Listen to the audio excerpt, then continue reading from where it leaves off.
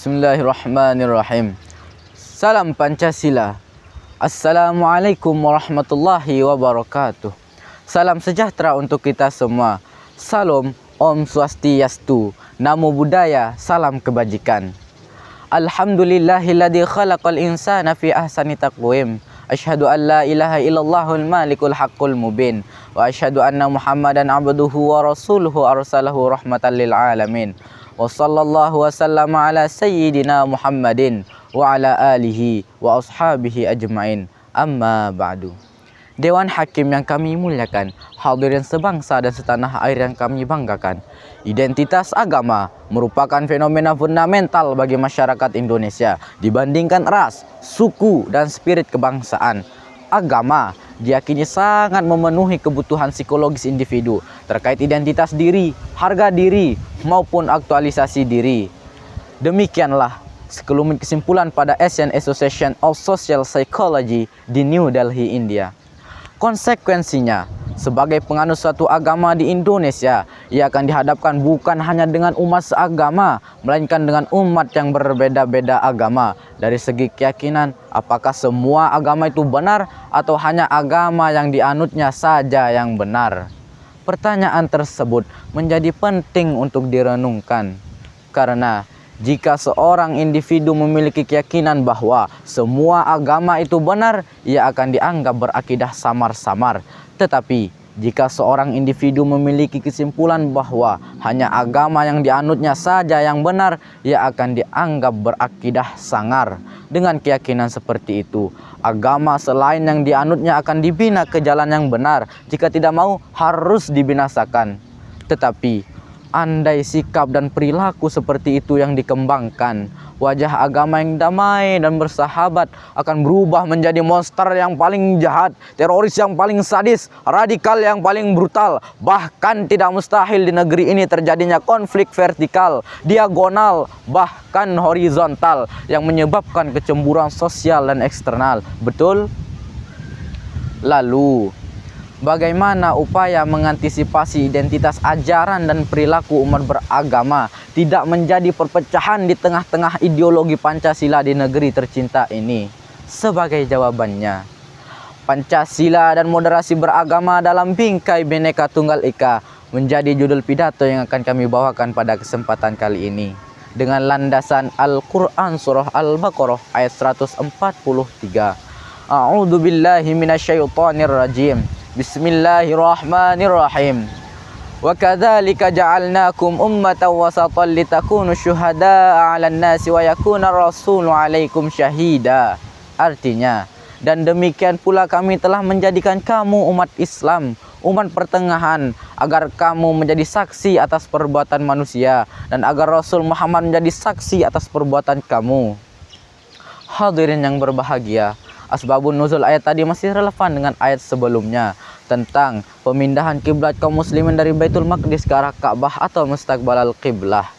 Ayat ini diturunkan Allah untuk mempertegas posisi kaum muslimin sebagai umat moderat atau dikenal dengan istilah umat wasaton. Menurut pemahaman Syekh Usamah Ar-Rifai dalam Tafsirul Hijaz di Kitabillahil Aziz halaman 23, kata wasaton secara bahasa bermakna pertengahan, seimbang, dan pilihan. Sedangkan secara leksikal, menurut pemahaman Profesor Dr. Muhammad Quraish Shihab dalam tafsirnya Al-Misbah jilid 1 halaman 278, kata wasaton dalam bahasa Arab berarti segala yang baik sesuai objeknya. Sehingga dalam konteks beragama berkembanglah istilah ummat wasaton. Namun disayangkan hadirin, tinta emas kini berubah menjadi tinta kelam karena julukan umat Islam sebagai umat moderat di kawasan ASEAN kini identik dengan umat ekstremis, umat separatis, umat radikalis, bahkan umat teroris. Sebagai contoh kelam, terjadi sederetan kasus terorisme dan radikalisme di berbagai wilayah di negeri ini. Mulai dari pembunuhan pekerja jembatan di Papua, aksi terorisme Mapolda Riau, dan aksi bom bunuh diri di Surabaya. Dan di kota yang sama, kasus peledakan bom yang menyebabkan 3 gereja hancur lebur yang mengakibatkan puluhan nyawa tak berdosa meninggal dunia. Ini jelas, sekali lagi ini jelas tidak mencerminkan sikap seorang moderat penebar maslahat, tapi sikap seorang penjahat pembawa fasadat. Na'udzubillahi min dzalik. Pemahaman ini hadirin, dalam beragama disebut dengan hulu. Hulu yaitu sikap berlebihan dalam beragama sehingga melampaui batas-batasnya. Demikianlah penjelasan Ibnu Hajar al-Asqalani dalam kitabnya yang masyhur Fathul Bari jilid 13 halaman 278. Timbul pertanyaan, bagaimana solusi menumbuhkan sikap moderat dalam kebinekaan menurut Al-Quran? Sebagai jawabannya, marilah kita renungkan firman Allah dalam Al-Quran surah Al-Mumtahanah ayat 8. La yanhakumullahu 'anil ladina lam yuqatilukum fid din wa lam yukhrijukum min diyarikum an tabarruhum wa tuqsitu ilaihim.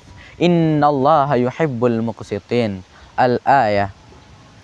Allah tidak melarang kamu berbuat baik dan berlaku adil terhadap orang yang tidak memerangimu dalam urusan agama dan tidak mengusir kamu dari kampung halamanmu. Sesungguhnya Allah mencintai orang-orang yang berlaku adil.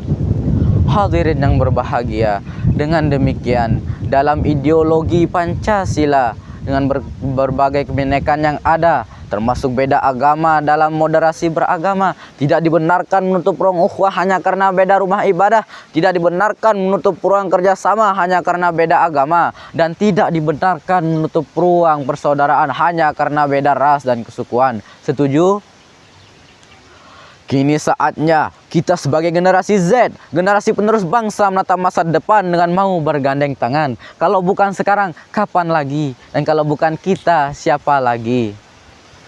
Dari penjelasan ini hadirin, dapat kami ambil kesimpulan bahwa Indonesia memiliki kebinekaan yang sangat tinggi, beraneka suku, berlainan bahasa, bahkan berbeda agama.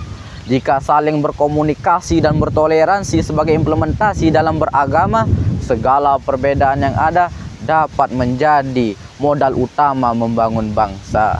Sebelum saya akhiri pidato ini, saya akan membacakan pantun. Ke Bekasi beli tomat, pakai kuda jalannya lama. Generasi muda haruslah hebat, menjadi tombak moderasi beragama. Wassalamualaikum warahmatullahi wabarakatuh.